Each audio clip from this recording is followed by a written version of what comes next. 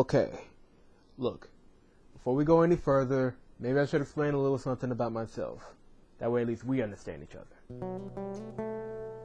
I'm not going to say that I'm not a geek. I am. I don't think you can enjoy reading anything by Samuel Beckett and not be a little on the geeky side. And seriously, the Yoko Kanno music at the beginning of this show pretty much gives it away. And no one knows what that rat is doing there. It's Yoko Kanno, man, just accept it. But unlike many on the internet these days, anime and manga as a whole was never a large part of my childhood. I never read manga because I was never that into comics save for a few Batman graphic novels. Even right now, I'm just getting into Wonder Woman and the old Birds of Prey comics, which may explain more than one Gail Simone reference I give over on Twitter. So if someone starts talking about chapters 7,388,962 of insert manga title here I can't pronounce, I'd probably be stuck. As for anime, sure, I watched Toonami instead of late watching Ghost in the Shell and Cowboy Bebop, but I never really got into the genre outside of those few shows. Even the Miyazaki movies I can't give you a definite like or dislike on, which will probably get me killed in 3, 2... For me, anime was just another great television block after school. You know, back in the day when you could show things like Rurouni Kenshin in the afternoon, but we can't do that anymore because apparently 13-year-olds now can relate to a bunch of teenagers fighting to the death, but animated blood and sword fights? Oh my god! Someone think of the children! No, stupid! Yeah, I still have a bit of an issue with that. Let's just move on. So I do like anime for the most part, but not enough to call myself a fan, especially now. To be fair, I have tried to watch current anime series, but I always end up checking out not too long after the first few episodes, save for one or two that managed to catch my attention.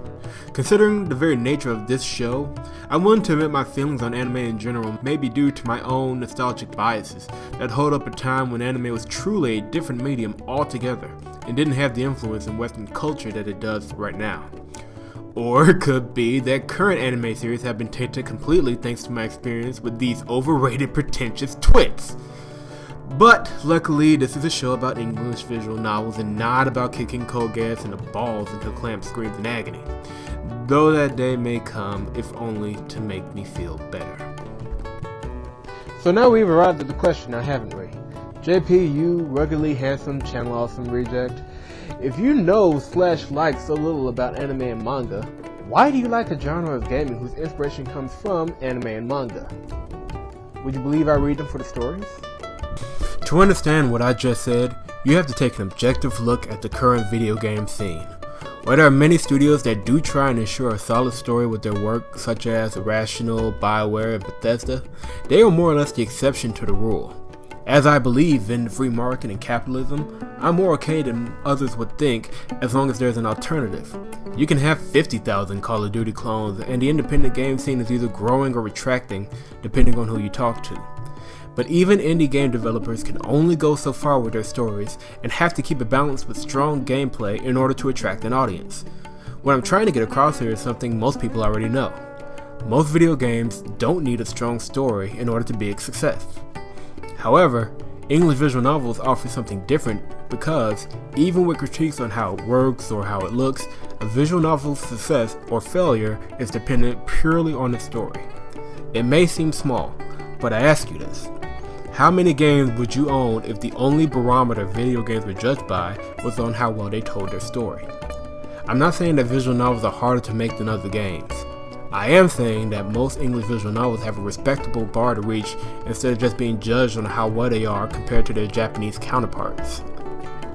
Keyword most. To be fair, many EVNs do try and follow the tropes and stereotypes that Japanese games often hammer their audiences with. And yes, I am well aware of the more sexual origins of visual novels in Japan. We'll cross that bridge if we come to it. But the important thing to remember is that as the genre matures, more writers are stretching outside the high school comfort zone and looking into more diverse and unique ways of telling different stories, many of which most mainstream titles barely scratch.